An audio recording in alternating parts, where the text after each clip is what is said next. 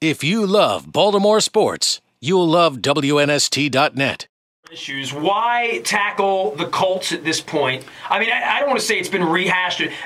It would be great to hear your opinions on it, but I mean, Stedman's got volumes on it, and Larry Harris, and Bill Gildea wrote a great book a couple of years ago from the Washington Post regarding Baltimore. What made your book different? I really want to get into your book and talk about it a little bit. John Zeman at the Sports Legends Museum, guy who used to head the Baltimore Colts band and of course. the Ravens band, a great guy. We all know John. He's emailed me 3 times today already, by the way, just so you know. Well, that's a slow day. It's a slow day.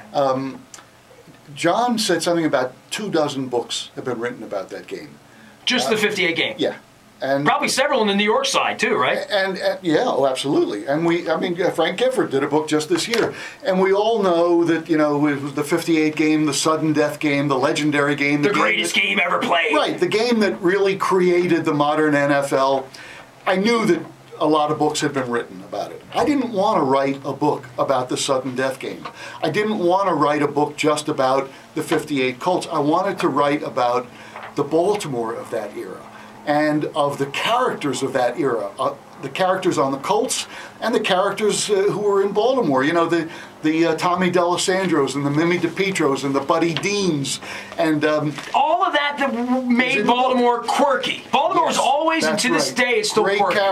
Great characters. We've always had them here, street character guys, and they're in the book. I mean, I don't get to the game till the last part of the book. I don't get to the season until past the halfway. So the book's about Baltimore, but just how the Colts fit into that. Yes, the perfect marriage. Why 50 years later are we still talking about those guys, that team, that game? What was because the marriage football so mattered great? So much to this city. Why? And, that's what the book's about.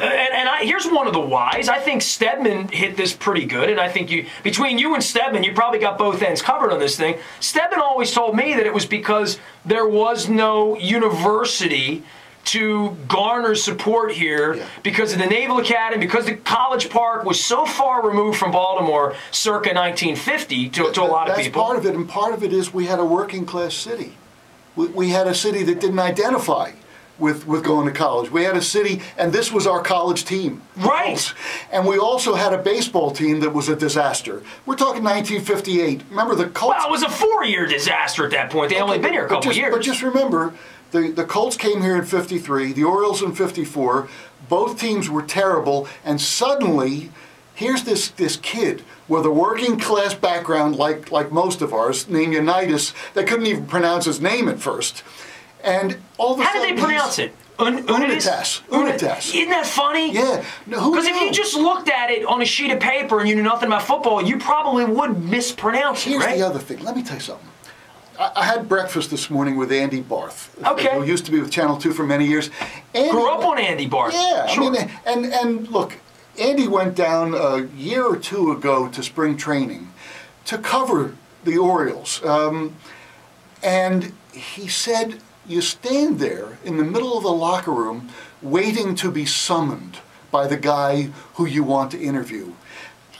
Like an audience before royalty. Back then, guys had access. And what happens with access? Oh, I know about access, Michael, because I don't have it anymore. That. Right. But you get to see these guys as human beings, and you get to write about them as human beings. If you don't know who these guys are, what's football? It's a bunch of big guys knocking each other down in the mud. You want to like them. You want to like them. Well, that's what every actor, every musician, they go on The Tonight Show or on Letterman, you like them. Sure, you like the character. You like the story. You got to like the character first. And the Colts had great characters, and the writers, the guys like John Stedman and Cameron Snyder and Larry Harris. Oh, and Vince Bagley and Chuck Thompson, sure. Absolutely. They were part of the Charlie Ekman. Sure. And you're a direct descendant of Charlie Ekman. Well, I appreciate you saying that. Well, you are. Pay me no higher compliment You're this than that. generation's Charlie Ekman. But you understand that you got to have access. You want access because the fans want to know not just how far a guy can kick a ball or throw a ball. What's this guy like? What's he like as a human being? And the Colts of that era, we got to know them. And that counted for everything. And they were great characters. I mean, is there a better character anywhere than Artie Donovan? Still not on this planet than Artie Donovan. That's I'll tell you what, Michael Olesker's here. The book is called A City and Its Love Affair in the 1950s, the Colts, Baltimore. I'm going to step in. If you love Baltimore sports, you'll love WNST.net.